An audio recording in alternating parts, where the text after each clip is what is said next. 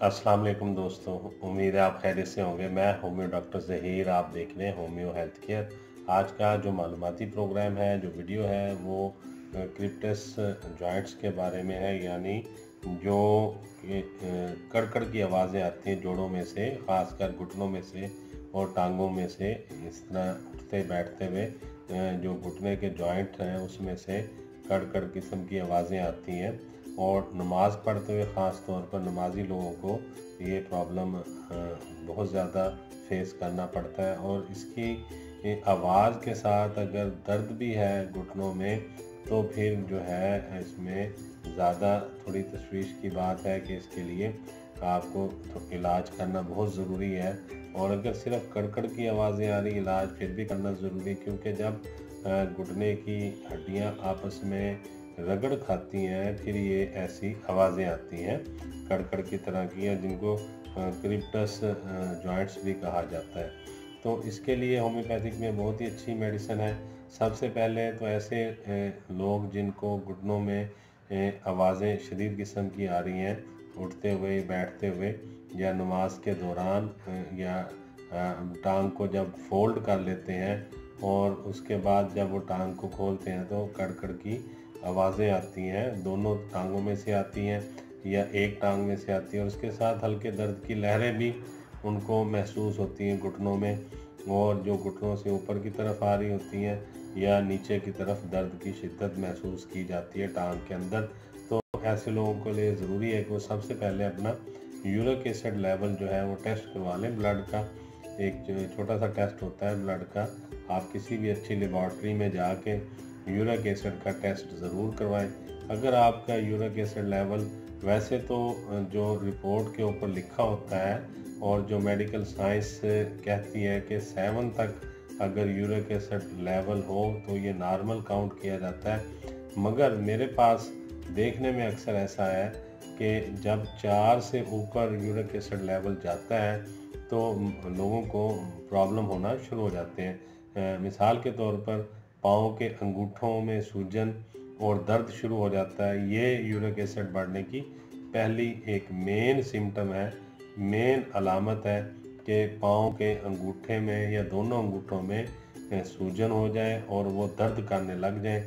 जो पाँव के अंगूठे का जोड़ होता है उसके अंदर दर्द शुरू हो जाता है। ये यूरिक एसिड लेवल बढ़ने की मेन अलामत है और यही बहुत ज़्यादा देखने में आती है।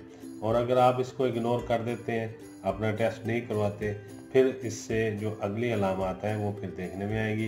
यूरिक एसिड लेवल जैसे जैसे बढ़ेगा, आपके मुख्तलिफ जोड़ों में, जैसे छोटे जोड़ों में पहले दर्द शुरू होगा, हाथों की उंगलियों में, कलाई में, बाजू में, कोहनी में, फिर बड़े जोड़ों में दर्द शुरू हो जाता है। या ऐसा भी हो सकता है कि एकदम से आपको बड़े जोड़ों में दर्द शुरू हो जाए और इसके साथ कमर का दर्द भी है, रीढ़ की हड्डी का दर्द भी है, और कूल्हे की हड्डी का दर्द है, घुटनों का दर्द है, टखनों का दर्द है, पाँव का दर्द है, कोहनियों का दर्द है, गर्दन का दर्द है, या कंधों में कंधों के जोड़ों का दर्द है।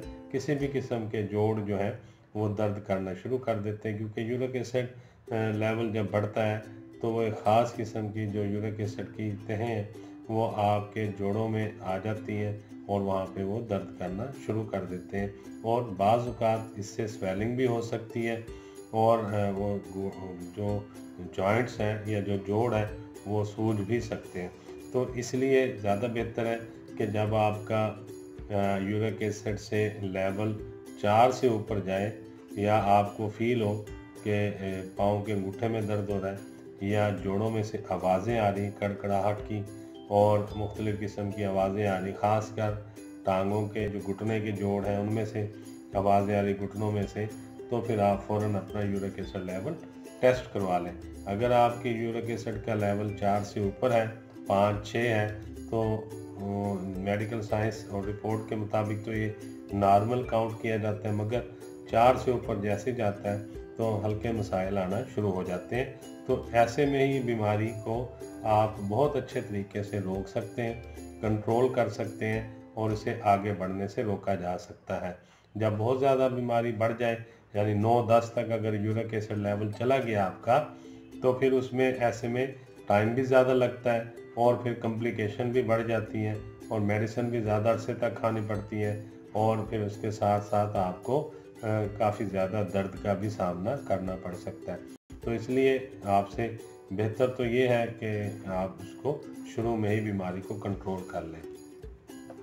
अब चलते हैं मेडिसिन की तरफ। तो जो जॉइंट्स का पेन है या जो घुटनों का दर्द है, ख़ास तौर पर जो आवाज़ें आती हैं घुटनों में से, उसके लिए जो है होम्योपैथी की बहुत ही ज़बरदस्त मेडिसिन है रस्टॉक्स, ये 30 पोटेंसी में लेनी। दूसरी मेडिसिन है रूटा, ये भी 30 पोटेंसी में लेनी है। अगर सिर्फ आवाज़ें आ रही हैं और आपको अभी दर्दें नहीं शुरू हुई घुटनों में से, सिर्फ आवाज़ें आना शुरू हुई हैं, तो आप यूरिक एसिड लेवल भी टेस्ट करवा लें, और ये जो है रस्टॉक्स और रूटा 30 पोटेंसी में मरीज़ को शुरू करवा दें। इंशाअल्लाह ताला चंद दिन इस्तेमाल करने से ये जो घुटनों से कड़कड़ाहट की आवाज़ें आती हैं, ये बिल्कुल ठीक हो जाएंगी। और अगर दर्द भी शुरू हो चुका है मरीज़ को और वो दर्द भी कर रहा है, तो आप उसको रस्टॉक्स और रूटा जो है यही 200 पोटेंसी में 5 कतरे सुबह 5 शाम को एडवाइस कर दें, और इसके साथ यूरिक एसिड लेवल ज़रूर टेस्ट कराएं। जब उसके यूरिक एसिड की रिपोर्ट आ जाए तो फिर उसके मुताबिक जो है मेडिसिन वो शुरू करवा दी जाए, ताकि यूरिक एसिड लेवल जो है वो कंट्रोल में आ जाए, और जो कॉम्प्लिकेशन मरीज़ फेस कर रहा है वो उससे आहिस्ता आहिस्ता ठीक हो जाए।